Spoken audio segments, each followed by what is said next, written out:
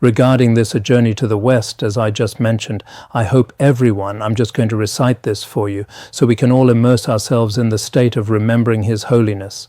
This brings merit on one hand, and on the other hand, I believe this year His Holiness will especially bless each person. 20 years after his passing, we still haven't forgotten, so we express our gratitude to His Holiness in another way. His Holiness mentioned in some of his books that he would leave first, but would continue to exist in another way. So whether it's the photos or the videos and texts here, all of these are authentic. His Holiness's Vajra speech at that time. So I hope everyone, while I'm teaching, I won't be able to say much due to time constraints. I think if I'm too verbose, everyone will be exhausted. Everyone has many daily classes, so I can't be too lengthy. But while I'm teaching, if there are parts useful to you, it's best to mark them or prepare a special notebook. Throughout this memoir of His Holiness, the teachings it brings to you, you can make use of them. Also, later when you propagate the Dharma, all of these can be used.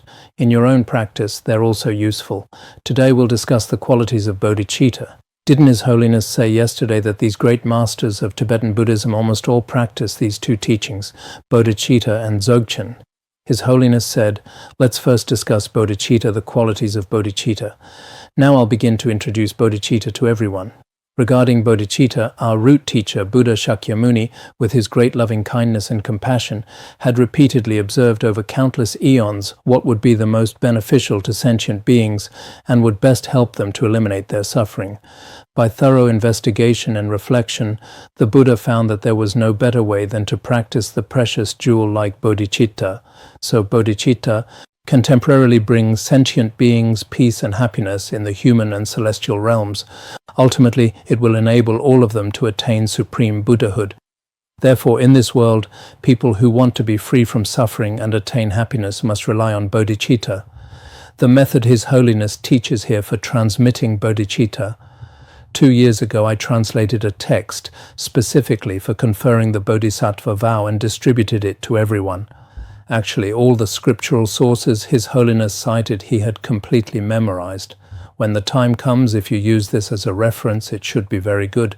In the West, His Holiness didn't cite many scriptural sources because it needed translation. So generally the scriptural sources in his mind he conveyed in plain language throughout. Actually, all of this is from the first chapter of the Bodhicharyavatara. Some time ago, you also received the Bodhisattva vow from Khenpo, and I heard all of this was introduced one by one. We have also conferred the Bodhisattva vow to everyone before. Once bodhicitta arises in a person's mind stream, that person is no longer an ordinary being. The moment bodhicitta arises in terms of the name, the person's name becomes that of a bodhisattva, an heir of the Tathagatas, who is completely beyond the realms of mundane beings. In terms of the significance, from then on, the person becomes the object of reverence for celestial beings, nagas, rakshasas, yakshas, gandharvas, humans, spirits, and other beings. They become an object of prostration, offerings, and veneration. Therefore, cultivating bodhicitta is extremely important. Isn't there an account in the sutras? When the Buddha was approaching nirvana, Ananda was by his side. The Buddha appeared somewhat tearful. Ananda asked why. He said, "Around me now are many arhats, which is comparable to a wealthy person leaving who only has daughters and no sons to inherit his estate. So you should generate bodhicitta at that time to truly pass on the Tathagata's teachings. It's the Mahayana heirs of the Buddha who are appropriate." Now let me give an example here. For instance, one tile of magical alchemical elixir has the potential to instantly turn 1,000 tiles of ordinary iron into gold. Through this, all the previous ordinary iron transforms into pure gold. In the same way, bodhicitta can quickly transform this ordinary human body that is impure and unpleasant into the Buddha body that is so perfect in appearance that beings will not tire of seeing it, and that can benefit all sentient beings at all times. Actually, all of these are citations from the Bodhicharyavatara. His Holiness directly used skillful language to convey this to them. Without bodhicitta, all forms of good deeds, including those of the body, like doing prostrations and circumambulations, and those of the speech, like chanting sutras and mantras, would be like the banana tree that bears fruit only once and then decays.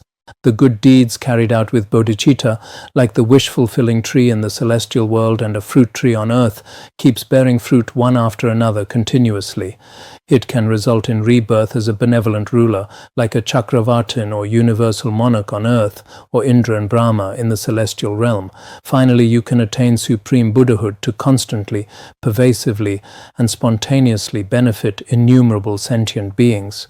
With bodhicitta, the mundane negative deeds you have accrued from beginningless time, such as killing, stealing, and others, are like a heap of hay set on fire and will be burned in a flash without remainder. Even more, even if you have committed a heinous crime, such as killing your father or mother, killing an arhat, committing the 5 heinous crimes of immediate retribution, even after falling into the lower realms, you will be liberated in the snap of a finger, immediately obtaining liberation like a balloon bouncing up. You won't need to experience such suffering in the lower realms, just like the story of King Ajatashatru. Therefore, those who want to purify their negative karma should practice bodhicitta. The above are a few of the qualities of bodhicitta that His Holiness has explained. If you truly want to learn this topic more extensively, the Avatamsaka Sutra explains with more than 100 analogies, more than 130 analogies. In the Chinese version of the Avatamsaka Sutra, which Avatamsaka, there's the 80 scroll, the 60 scroll, there are quite a few Avatamsakas. In one called the Entering the Dharma Realm chapter, there are 118 qualities. In all the major commentaries on the Three Vows treatise of our Tibetan tradition, in the great commentary by Mipham Rinpoche, I remember there are something like over 200 analogies. Generally, quite a lot is mentioned. If you want to understand the meritorious qualities of bodhicitta in the most concise way, keep in mind the following 3 points. This is a citation from the Prayer of Maitreya. I think it's probably in the one we had before. First, if you possess bodhicitta, you will not fall into the 3 lower realms. Second, if you possess bodhicitta even without diligent practice, you can still be effortlessly reborn in the higher realms of humans and gods. Third, if you possess bodhicitta, you can attain the fruition of Buddhahood and pass beyond the cycle of old age and death. So bodhicitta has such great qualities. His Holiness said, today we are gathering here, so let us take this wonderful opportunity to receive the Bodhisattva vow together. Next, His Holiness will confer the Bodhisattva vow. This Bodhisattva vow has 3 parts: preliminary, main practice, and conclusion. First, before taking the refuge vows, clearly visualize that the space in front of you is filled with the Buddhas of the 10 directions, the Bodhisattva Mahasattvas of the 10 bhumis, and the lineage of Vajra Masters. We ourselves should also visualize this way now. Today we won't do it extensively, not like some time ago when you had 2 or 3 hours. It won't be like that. But today we'll use Chinese to receive it together again. In this way, visualize in front of yourself all the Buddhas of the 10 directions, all the Bodhisattvas of the 10 directions, all the Vajra Masters, including Garab Dorje, Jamyang Khyentse, His Holiness Jigme Phuntsok. They are all before me. They are all our witnesses. We will generate bodhicitta in their presence. Generating bodhicitta, the more the better. So, after visualizing this way, recite together with us. Everyone, recite after me once. His Holiness also taught it this way. So let's recite together. All Buddhas who dwell in the 10 directions, all great bodhisattvas on the 10 levels, all great teachers, Vajra holders, please turn your minds toward me, I pray. This is what we usually recite. Let us all visualize together this way, because regarding the Bodhisattva vow, it's best to receive it in the presence of a teacher. If conditions with the teacher are not met, you can receive it in front of the 3 jewels representations. If this is also not available, like in special times in the past, you can visualize before yourself and receive it in their presence. According to the view of Nagarjuna Bodhisattva, this is acceptable. Before developing bodhicitta, you must embrace the refuge vows. Without taking refuge in the 3 jewels, it is impossible to accomplish any level of Dharma. So first I will give the vows of refuge. When taking refuge in the 3 jewels, first you go for refuge in the Buddha. That is to vow that from now on and for all lifetimes going forward, refuge is taken in the root teacher, Buddha Shakyamuni. You will not convert to any other teacher who promotes a different doctrine that goes against the Buddha's teaching. To make such a vow is to take refuge in the Buddha. Later, whether we teach others, I think in His Holiness's teaching here, there are many concise and essential pith instructions. As for refuge, if we teach it extensively, you see in Longchenpa's texts, there's so much. If it's simple, His Holiness does it like this. Next is to take refuge in the Dharma. That is to vow to practice the Dharma that the Buddha taught, and to not embrace any doctrine other than that. This is the vow of taking refuge in the Dharma, and then taking refuge in the Sangha. Third is to take refuge in the Sangha. The Sangha refers to the Mahayana Sangha, Manjushri, Vajrapani, Avalokiteshvara, Padmasambhava, and so forth, these followers of the Buddha. I will take them as an example, aligning myself with them through view and conduct, and thus learn and practice the path of liberation. This is the vow of taking refuge in the Sangha. In short, even if your life is in danger, you must never abandon the three jewels. This is very important. When His Holiness encountered great difficulties, he often never abandoned the three jewels and prayed to them. In the two interviews that follow, His Holiness said that when encountering the greatest difficulties, I pray to the three jewels to overcome all disasters. You must promise to always follow them. Next, recite the refuge vows 3 times. I don't know now because you're not together either. Everyone together while thinking in your heart what we just discussed. We will take refuge in the three jewels. Of course, each person has already during empowerments. We've already recited refuge many times. Many people have surely become Buddhist refugees. But according to this lineage, we will still take refuge together. Until the essence of enlightenment is reached, I go for refuge in the Buddha, I take refuge in the Dharma, and in the entire host of bodhisattvas. Until the essence of enlightenment is reached, I go for refuge in the Buddha, I take refuge in the Dharma, and in the entire host of bodhisattvas. Until the essence of enlightenment is reached, I go for refuge in the Buddha, I take refuge in the Dharma, and in the entire host of bodhisattvas. After reciting 3 times like this, His Holiness said, now you have taken the refuge vows. Do you understand? From today, because at that time when we were in Hawaii, some people came because of His Holiness's reputation, and some had just taken refuge. There were people like that too. At that time we all felt very joyful seeing so many people, because it was the first time seeing so many Westerners. It was very touching. Wow, so many people taking refuge in the Dharma. How wonderful. You have taken the refuge vows and become Buddhists. The difference between a Buddhist and non-Buddhist is whether or not refuge has been taken. This is how it's distinguished. You also need to know that from now on, whatever Dharma you practice will have obvious results. Indeed, taking refuge or not, generating bodhicitta or not, there's a particularly great difference. As long as you pray to the three jewels wholeheartedly, you will certainly receive protection. If you wish for worldly fame, happiness, power, and status, just pray to the three jewels sincerely, and these benefits will come to you as well. After taking refuge in the three jewels, you must abstain from intentionally harming any sentient being and try to truly benefit them instead. This is most essential. This is the most fundamental. This explains the refuge practice. Next, generating bodhicitta. Next is the main part of the ritual for receiving the bodhisattva vow, the generation of bodhicitta. There are 2 types of bodhicitta, aspirational bodhicitta and practical bodhicitta. Aspirational bodhicitta is the wish or prayer for all sentient beings to attain Buddhahood. This is aspirational bodhicitta, mainly in the mind. In addition, practical bodhicitta is to engage in order to actualize the wish, in actual practice, in the many bodhisattva practices and disciplines through the 6 parameters of generosity, discipline, patience, and others.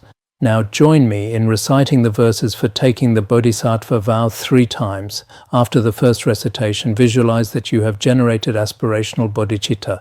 After the second recitation, visualize that you have generated practical bodhicitta. After the third recitation, visualize that these 2 bodhicittas arise simultaneously in your mind. Everyone should know this. This is Nagarjuna Bodhisattva's view. In some commentaries on the 3 Vows treatise, I've explained this before. Generally, according to our Sangha Bodhisattva's view, with this verse, the preceding verse, aspirational bodhicitta, after reciting 3 times, aspirational bodhicitta arises. The following verse, likewise for the benefit of beings, I give rise to the bodhicitta. After reciting this 3 times, practical bodhicitta arises. These two arise separately and are recited separately. According to Nagarjuna Bodhisattva's view, when reciting this verse the first time, aspirational bodhicitta arises. The second time, practical bodhicitta arises. Then the third time, these two arise simultaneously. Originally they arose separately, but the third time they arise together. Think this way. Following this, take the bodhisattva vow, and you can then be called a child of the Buddhas and Bodhisattva. We can also recite this. Everyone, you can also recite it with me 3 times. You also recite this often. Just as all the Buddhas of the past have brought forth the awakened mind, and through discipline the Bodhisattvas abided and trained step by step. Likewise, for the benefit of beings, I give rise to the bodhicitta, follow their conduct and will abide and train myself. Just as all the Buddhas of the past have brought forth the awakened mind, and through discipline the Bodhisattvas abided and trained step by step. Likewise, for the benefit of beings, I give rise to the bodhicitta, follow their conduct and will abide and train myself. Just as all the Buddhas of the past have brought forth the awakened mind, and through discipline the Bodhisattvas abided and trained step by step. Likewise, for the benefit of beings, I give rise to the bodhicitta, follow their conduct and will abide and train myself. Good.